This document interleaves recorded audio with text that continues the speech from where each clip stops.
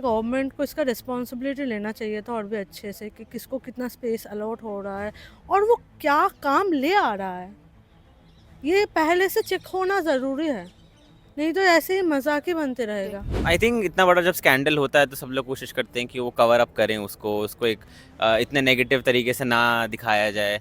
तो हो सकता है कि ये उसी का एक तरीका है कि अपने स्कैंडल को कवर अप करने का एक छोटी यूनिवर्सिटी स्ट्रैटेजी वो जो वैलिडेशन वो क्रेडिबिलिटी की तलाश में है, जिसके वजह से उन्हें दूसरे देश का वो रोबोट यूज़ करके अपने आप को एक एफिशिएंट यूनिवर्सिटी के तौर पे दिखाना पड़ा। इतने बड़े लेवल की समिट में अगर कोई प्रोडक्ट लॉन्च हो रहा है या दिखाया जा रहा है तो उससे पहले का जो प्रोसेस था वो उसके फेलियर को दिखाता है।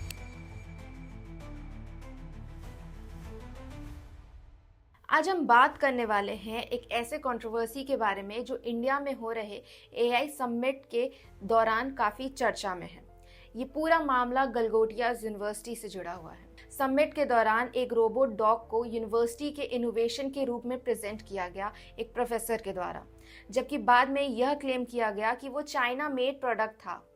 इसके बाद सोशल मीडिया में काफ़ी ज़्यादा बैकलैश देखने को मिला, मीम्स बने, क्रिटिसिज्म हुआ और यूनिवर्सिटी को अपना बूथ वेकेट करना पड़ा। इस पर आज हम जानेंगे लोगों की उनकी राय और देखते हैं वो इस मुद्दे को किस नज़रिए से देखते हैं। रिसेंटली एआई समिट हो रहा है दिल्ली के भारत मंडपम में, जहाँ पे एक कंट्रोवर्सी सामने आई है। गलगोटिया यूनिवर्सिटी जो है वहाँ के Chinese produce manufactured robot use कर रही है और उसे कह रही है कि वो उन्होंने बनाया है, उनके एडवांस रिसर्च स्पेस में बना है। तो इस कंट्रोवर्सी को आप किस नज़रिए से देखते हैं? देखिए, पहली चीज़ तो अगर आप इतने बड़े प्लेटफॉर्म पे कोई भी ऐसा काम कर रहे हैं तो वो बेहद गलत है। लेकिन हमें ये भी देखना होगा कि इन चीज़ों के पीछे हमें कौन से ऐसे बड़े सवाल नज़र आते हैं। क्यों कोई यूनिवर्सिटी ऐसा कर रही है, क्यों उसने ये कदम उठाया, तो उसके पीछे हमें बड़े सवाल जो हैं उनके जवाब देने की ज़रूरत है। उनमें सबसे बड़ा सवाल ये है कि क्यों एक प्राइवेट यूनिवर्सिटी वो वैलिडेशन वो क्रेडिबिलिटी की तलाश में है, जिसके वजह से उन्हें दूसरे देश का वो रोबोट यूज़ करके अपने आप को एक एफिशिएंट यूनिवर्सिटी के तौर पे दिखाना पड़ा कि हम ये बना सकते हैं या हम इस लायक हैं।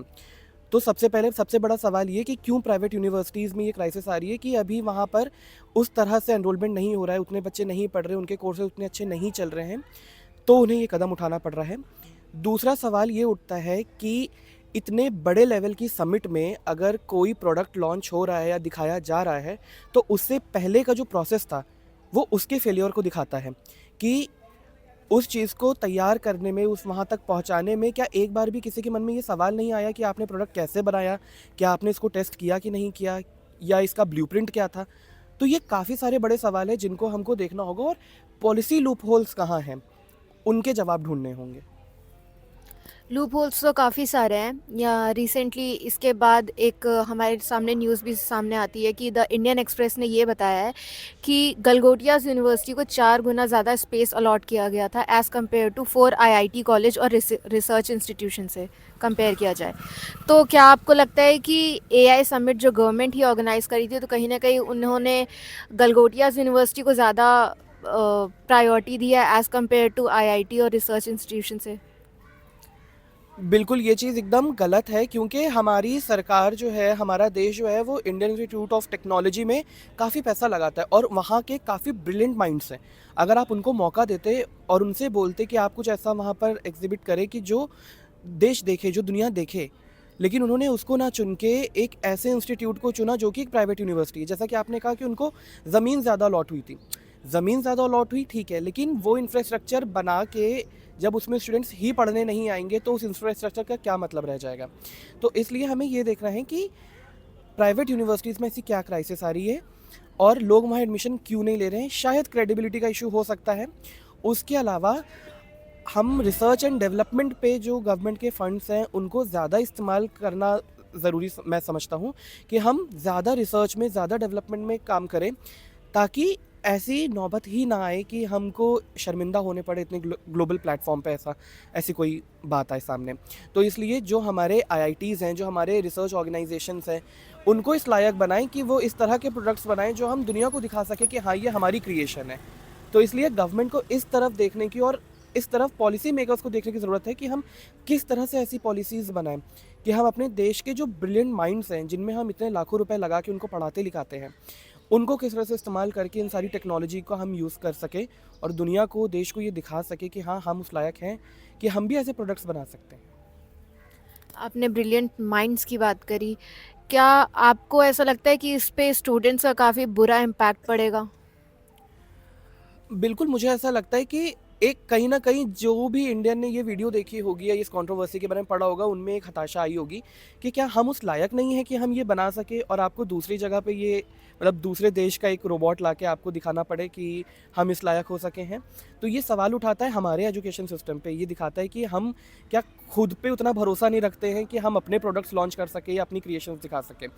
और कहीं न कहीं फिर जो आज की पीढ़ी है, उनके दिमाग में भी ये सवाल उठता है कि आखिर ऐसा क्या है कि हम आज किस लेवल पे हैं। हम बात करते हैं कि हम बहुत डेवलप कर रहे हैं, हम बहुत सारा रिसर्च कर रहे हैं, एआई आ रहा है, हम ये कर रहे हैं, हम वो कर रहे हैं, हम टेक्नोलॉजिकल एडवांसमेंट की तरफ जा रहे हैं।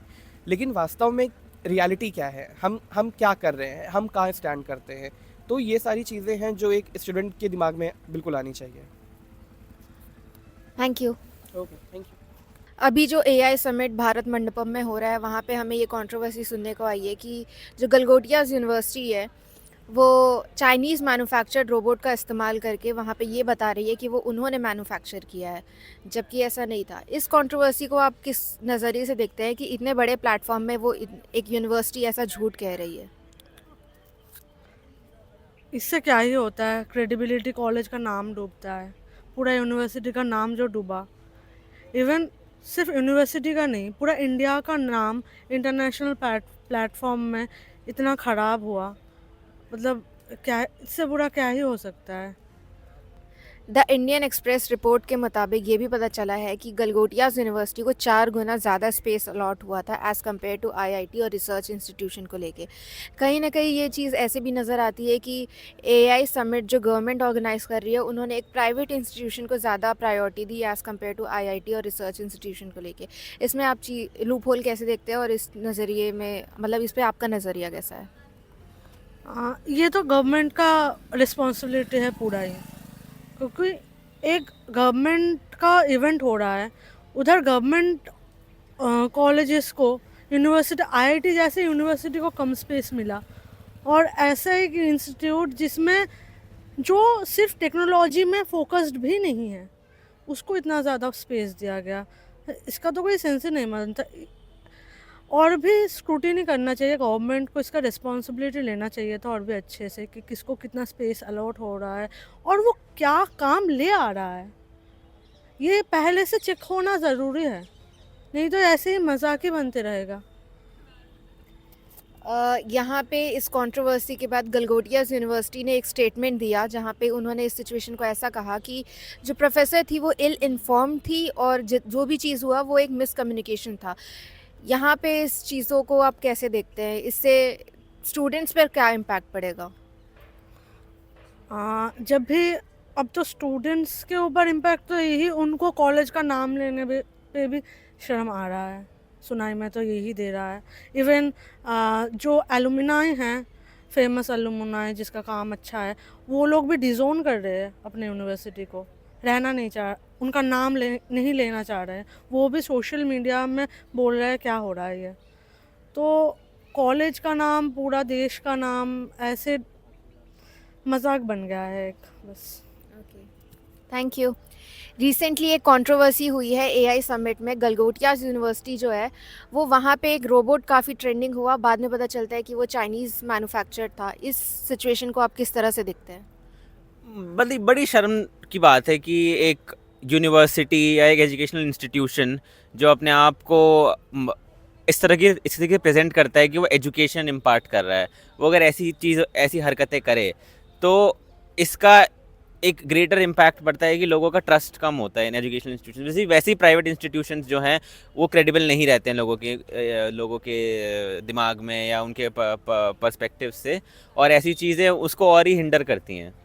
रिपोर्ट के मुताबिक ये भी पता चला है कि गलगोटियाज़ यूनिवर्सिटी को 4 गुना ज़्यादा स्पेस अलॉट किया गया था एज़ कम्पेयर टू 4 आईआईटी और रिसर्च इंस्टीट्यूशन के हिसाब से। आपको इस चीज़ में क्या लगता है? ये आईआईटी हमारी फ्लैगशिप यूनिवर्सिटीज़ हैं और वहाँ पे इतना सारा रिसर्च होता है, वहाँ पे डेवलपमेंट होता है।